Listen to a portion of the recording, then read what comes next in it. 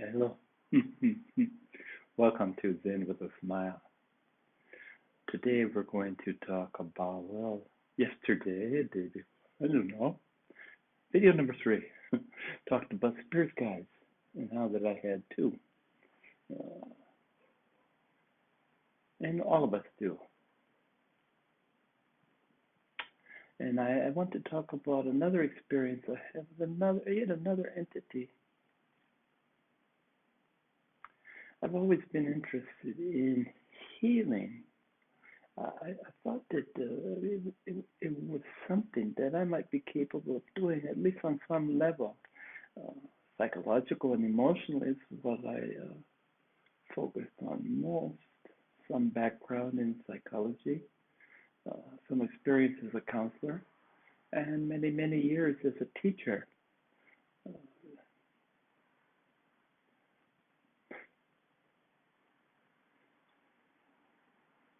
but I wanted to have a healing center. And again, I thought I would stress, thought I would put my emphasis on mental, emotional, psychological healing. And at one point in my meditation, in a deep meditation, an entity came to me, a blue Buddha, bright blue. Uh, and I was to understand later that this is from the Tibetan tradition. The blue Buddha is a medical Buddha, a healing Buddha. And this being, asked for permission to sit inside my body. And who am I? Who am I to say no to an entity such as this? And I came to experience this being somewhere between the green of the heart chakra and the blue of the throat chakra, somewhere right in between here. And this being shared with me that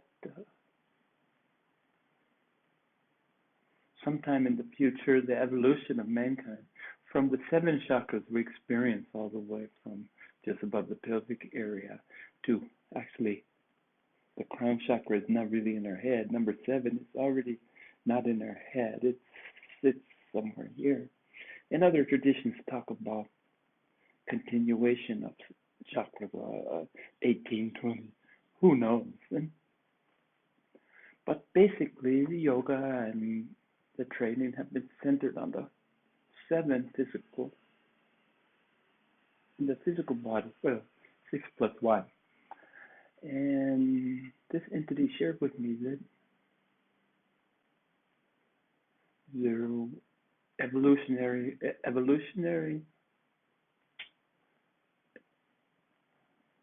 in the evolution of man, that there indeed would be another chakra. I don't know the color or any of the details, but it's to temper things between, to give energy, to focus things between the heart chakra and the throat chakra.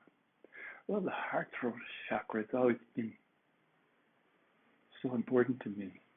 And I keep in touch with the lower ones because we need them to function on a daily basis. And then, of course, once we get to the head, above the throat, the third eye, and the crown chakra. The crown chakra just open and energy funneling in and funneling out. So it's interesting that this being, this blue Buddha, came to sit in me and even asked permission to come and sit in me, telling me that, teaching me, showing me that somehow the heart amplified through his position and the voice could actually lead to physical healing. It's the sounds, not the words. The sounds that he helps me with. And I haven't really. This has been going on for a couple of years, and I haven't really put it to any kind of test. Just quietly accept it and watch the environment, watch the reaction of people around me.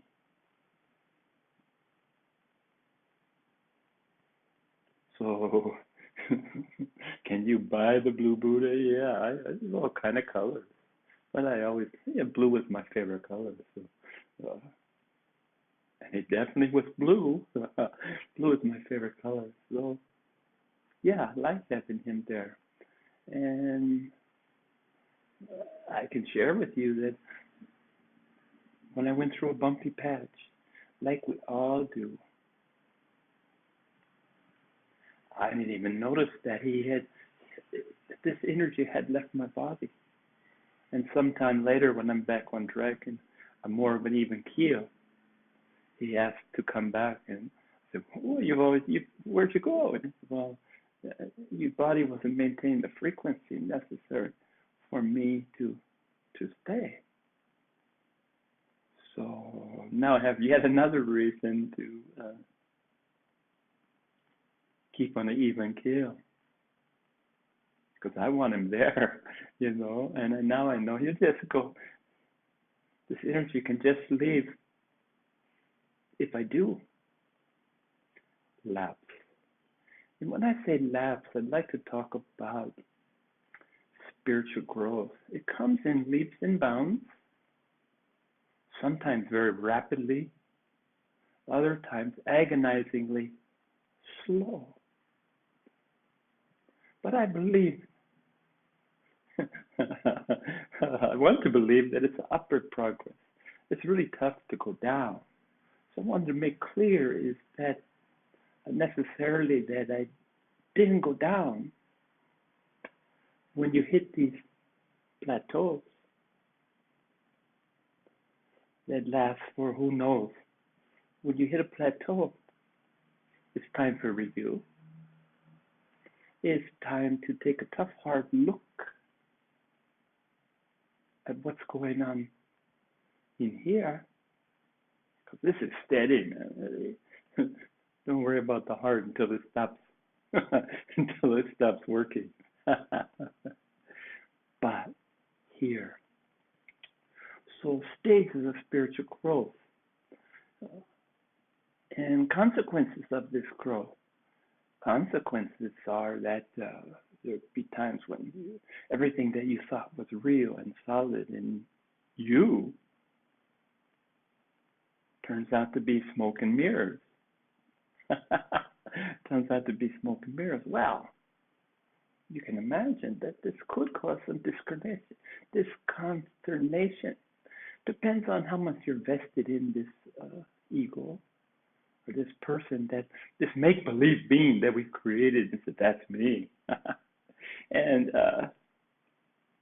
do you ever notice that outside information, smile, outside information that comes in, constructive criticism, destructive criticism, not everyone, or not anyone for that matter, sees you as you see you. So that could lead to some, who is you? I remember meeting a Korean Zen monk, and his question was to the audience, who is I, me, my? Who is I, me, my? And I was in an academic environment, a lot of professors sitting around, and specialists in Eastern philosophy, and smart guys and smart women, smart people. And the monk would look at you and say, I hit you with this stick. Well, he had no stick. It's an allegorical reference to the old days in the Zen tradition when they physically had a stick, and he would beat you with it if you didn't get it. So he went on for, it was beautiful, for half an hour, and it's so dramatic. And I heard short answers and long answers, and finally he gave us a break. He looked out. He said, Don't know. He was so cute. Don't know. Don't know. Don't know. And this has stuck with me for all these years. That's probably the correct. And you notice he didn't say, I don't know. There is no I, me, my. But he was teaching us that you can never really know what it is. So that makes everything that you thought you knew kind of superfluous, kind of useless. Don't know. And that stuck with me. As a professor, uh, if I was asked a question by a student, I didn't feel obligated to have an answer.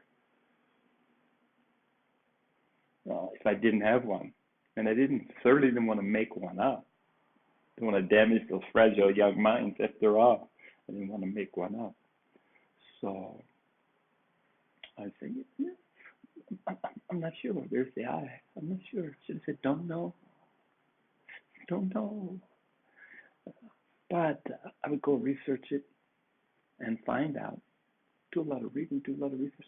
Very next class, I would remember. It was critical to remember. The student asked me, "Hey, remember when I said I'm not sure, but I will check." Well, I checked, and blah blah blah, and everybody's content. No one expects me to have all the answers. Teaching here in Asia, Taiwan, well, maybe they do expect that the teacher knows everything. But you and I know better than that, don't we? And why pretend? Certainly, our position as professors and teachers is not threatened by admitting that we don't know. In fact, I think it's supported but you have to follow through. You have to show up the next class and give them the explanation and then of course you leave it open to them and say, well, what do you think? What do you think? So we're talking about spiritual growth. Sometimes it's amazingly quick, leaps and bounds. Other times it's agonizingly slow. And again, I don't, as long as you're with the right intent and purpose, I don't believe that you will go down. But sometimes hitting the platform. And the Buddha, to my understanding, the blue Buddha that left my body, uh, left it at that time because I was in no condition to heal anybody. Uh,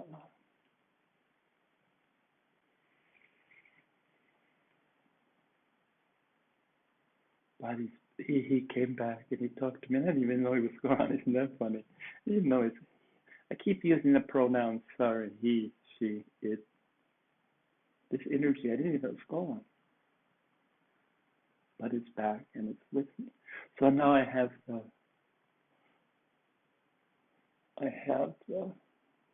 court gesture, Dhamma, Bodhidharma, and I have my assignment with the big monk, the tall monk. And last time I talked about them, and I probably talked about them some more. I'd like to give you a little history. I gave you more about Dhamma and Bodhidharma, the court gesture, the Fool in the Hill, but I didn't talk really a lot about, and I know more about the Benedictine monk. That's one of my two spirit guides. Now, Blue Buddha, from what he explained to me, his role is a little bit different than my two lifetime spirit guides that I've had and will continue to have. He actually gifted himself to me because I had reached a point in his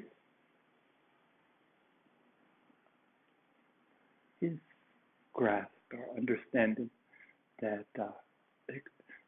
I could use his help. Couldn't we all? Yeah, couldn't we all use some help? Uh, so there he sits.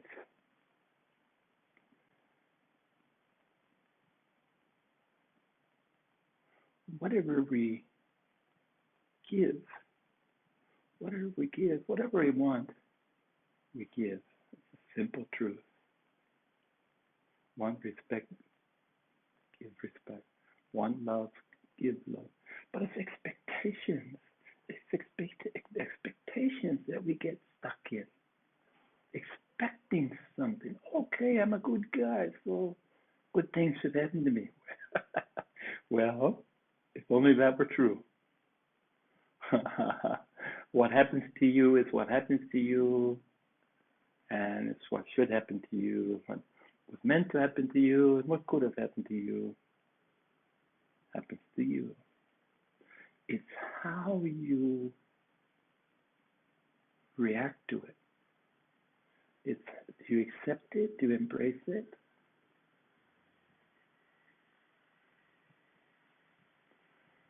Well,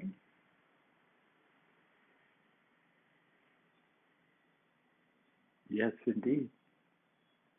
Yes, indeed. It's it's always been amazing to me how, as human beings, we regress. We start off as innocent young babies, and we kind of, it seems to me that we kind of end up as innocent old babies. Isn't the relationship to the elderly and the young really interesting?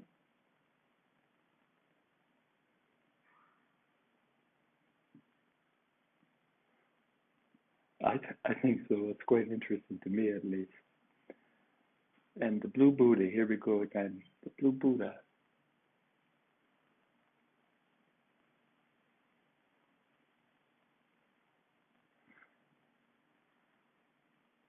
he has helped me. I'm I'm probably healthier now than I've been in many years. I've mentioned before I lost weight. I exercise. I love bike riding. I take my 2 hour bike riding, hour and a half to 2 hour bike riding, nearly every day. Breaks only due to weather. Uh, so physically, of course, now I'm wearing these, and it's not. I don't mean that that everything is as good as it used to be, because it certainly isn't. But my health and certainly my attitude, Jesus.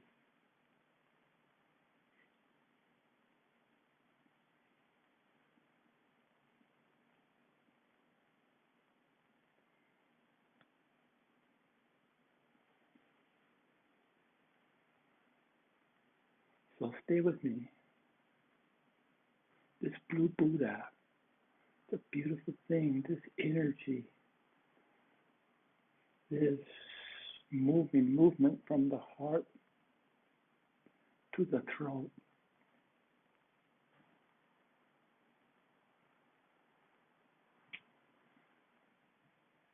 is amazing. When we hear voices that we don't like, we know it. We're not quite sure why we don't like this particular voice or that particular voice. But when we find a voice that's on the right tone for us, and not everyone might not like that voice as much. I know that my voice has always been quite unique and not always in a good way. When I call somebody on the telephone, oh, Dennis, when I speak hello, they already know because I do have a unique voice. Uh, I've heard some beautiful voices that really resonated with me, and I've heard some that were less than beautiful. So I don't know how you find my voice. If you're still here after 20 minutes, I, I guess it, it, it serves a purpose.